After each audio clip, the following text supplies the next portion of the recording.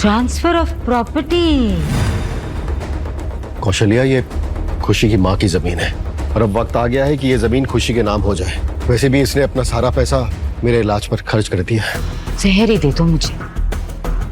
पहली पत्नी की जमीन बाप बेटी के नाम, हक किसका? बाप बेटी का। इतने सालों से मैं जो ये कैफे चला रही हूँ, हाँ, बदले में मुझे क्या मिलेगा? आप ऐसे खुशी से उसका हक नहीं छीन सकती है। और तुम किस हक से बीच में बोल रहे हो? हाँ, अब समझी। इस गूंगी को पहला फुसलाकर तुम इसकी जमीन हड़पना चाहते हो ना? पता है मुझे।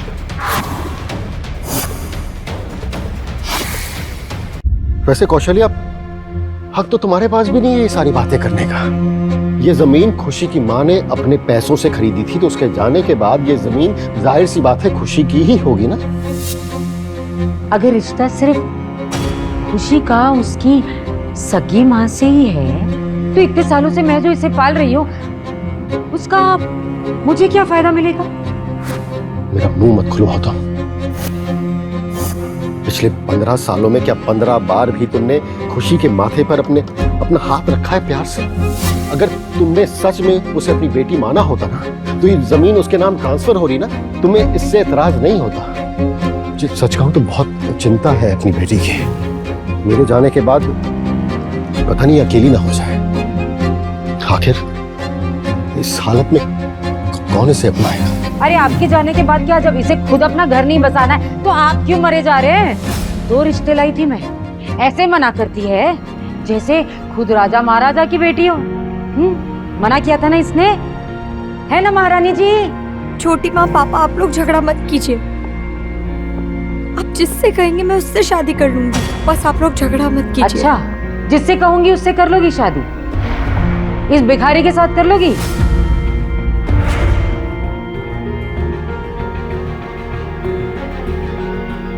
अगर आपकी यही इच्छा है तो मुझे मंजूर है। नहीं बेटा, नहीं। कैसी बात कर रही हो तुम कौशल्या? तुम अरमान की हालत जानती हो, वो खुशी का ख्याल नहीं रख पाएगा। इस फकीर को जब अपने घर ले आए थे तब ये बातें सोचनी चाहिए थी ना, कैसे ख्याल रखेगा। सिर्फ अपने माँ बाप का झगड़ा रोकने के लिए ये शादी के लिए भी मान गई। ये इतनी जल्दी शादी के लिए हाँ कैसे कर सकती है? क्या मैं इसे अपनी असलियत बता दूं? नहीं, जानवी के बाद एक और धोखा बर्दाश्त करने की हिम्मत नहीं है मुझ में। जवाब दो। क्या तुम तैयार हो खुशी से शादी करने के लिए? कभी कभी एक शादी सिर्फ प्यार का नहीं, जिम्मेदारी का फैसला होता है। मैं एक बार खुशी से अकेले में बात करना चाहता हूँ। ये भिखारी मेरे सारे किए कराए पर पानी फेर देगा। अकेले में बात करनी है? क्या बात करनी है? कोई बात नहीं करनी। तुम्हारा ना रहने का ठिकाना है ना खाने का ठिकाना। हम तो एहसान कर रहे हैं तुम पर, इसे बात क्या करनी? मुझे नहीं लगता कोई बात की जरूरत है। नहीं अरमान, इनकी बात पर ध्यान मत दो। तुमको बात करनी है ना, बात कर लो। जाओ दूसरे से बात कर लो। खुशी, जाओ अरमान से बात कर लो अकेले में।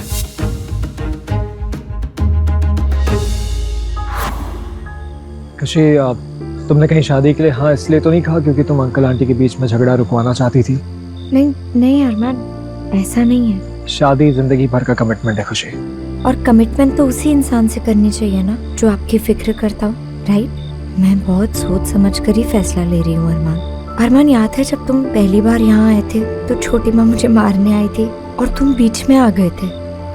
पापा के बाद तुम पहले इंसान हो जिसने मेरी परवाह की है। तुम्हारे पास पैसे भले ही कम हो पर तुम्हारा दिल बहुत बड़ा है। तो अगर तुम्हें भी लगता है कि मैं तुम्हारे लायक हूँ तो मैं तुमसे शादी करना चाहती हूँ। इरादा बदलेगा तो नहीं? इरादा कर लिया और प्यार भी। क्या? तुमसे कब प्यार हो गया मुझे पता ही नहीं चला अरमान, पर सच यही है, आई लव यू। तो फिर चलो, चल के सबको बताते कि हम शादी करने वाले हैं।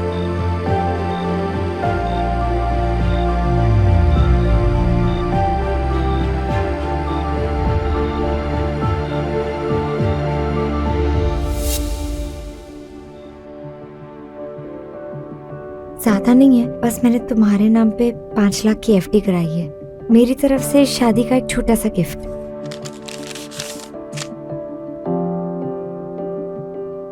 खुशी तुम ये देश का सबसे कंट्रोवर्शियल अरबपति अरमान मल्होत्रा महीनों से गायब है और पुलिस भी परेशान है। आखिर कहां है अरमान मल्होत्रा? क्या ये स्कैम है या साजिश?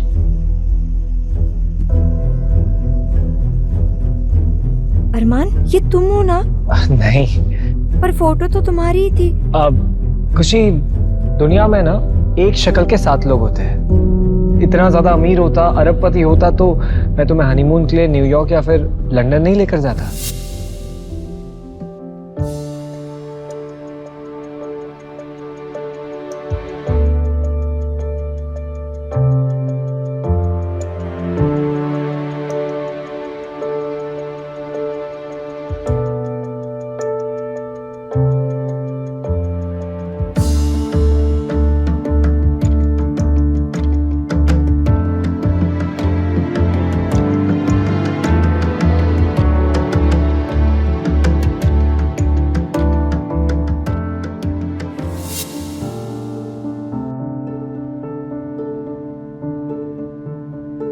अगले महीने से मेरे 10,000 रुपए शुरू कर दो। नाम कौशल्या, हरकत कैकेयी जैसी है। तुम्हारा तो हिसाब ही अलग है। जहर दे दो कोई मुझे, नहीं दे दो। दुनिया की सबसे बुरी औरत तो मैं ही हूँ, लेकिन वो नजर नहीं आता। भिखारी जिसे अपने घर ले आए हो, अब उसे फ्री में रहने की जगह भी दे रही हूँ, 2 वक्त की रोटी भी दे रही हूँ। दिखता नहीं, अभी अभी शादी हुई है दोनों की। अरे थोड़ा तो रहम करो। अब पैसे देती थी तू मैंने काम के। अच्छा, रहने के जगह दूं, 2 वक्त का खाना दूं, अब पगार भी दे दूं। वाह, आप कहो तो जाके दोनों के हाथ पैर भी दबा देती हूँ। आइए आइए आइए, आपको कुछ मालिश वालिश की जरूरत है तो बताइए, दबा दो इनके हाथ पैर। किसी पे भी इतना जुल्म मत करो कि तुम्हारा गला दबाने पे उतर जाए वो। आपको क्या लगता है डरती हूँ इन फुकटबाजों से? बरेली वाला भाई है मेरा, 3 बंदूकें आज भी है उसके पास। करो फोन, हाँ फोन करो उसे, कोई छुके तो दिखाओ, दिखाओ छुके दिखाओ, छुके दिखा। हाँ हो गया, ड्रामा शुरू हो गया।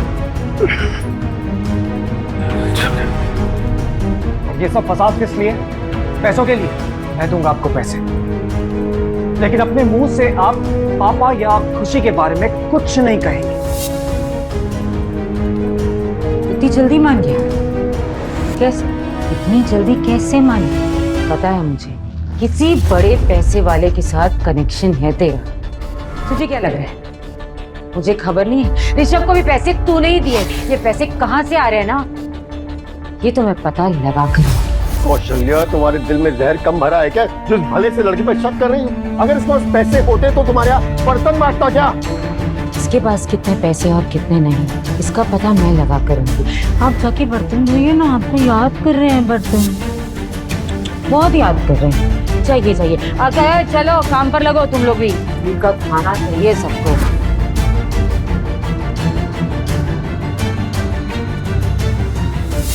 मैं वक्त नहीं देखता, वक्त लिखता हूं।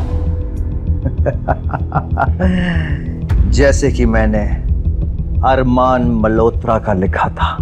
आज के बाद अरमान मल्होत्रा सिर्फ एक नाम बनके रह जाएगा। और अगर फिर भी किसी को शक हो तो we have a fake death certificate. You know, that's why I like you, Janvi.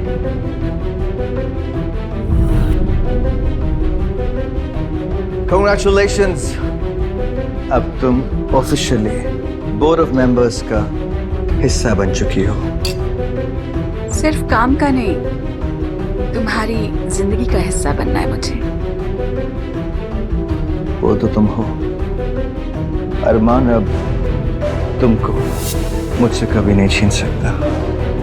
बेचारा अब पूरी जिंदगी कोर्ट के चक्कर काटता रहेगा अपने आप को जिंदा साबित करने में।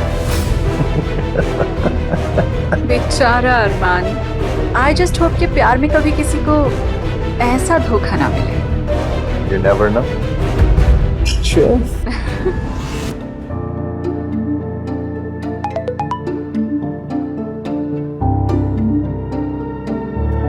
ये नहीं हो सकता। इसका मतलब मेरे सालों की मेहनत, मेरी कंपनी सब अपने नाम करवा ली जानवी ने। क्या हुआ? सब ठीक तो है ना? मैंने देखा था आज तुमने ठीक से नाश्ता भी नहीं किया था। खुशी जूस लेकर आओ फ्रिज से। अरे रुक, फ्रिज में जूस फुकट खोरों के लिए नहीं है। क्या हो गया?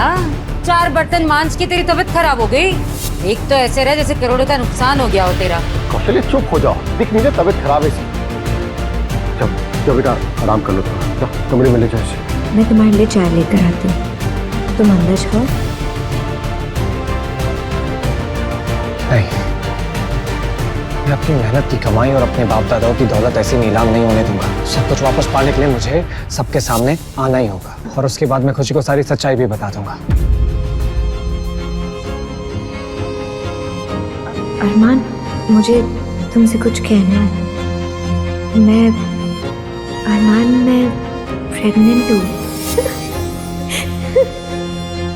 ऐसी और भी कहानियां सुनने के लिए डिस्क्रिप्शन में दी गई लिंक से डाउनलोड करें पॉकेट FM ऐप।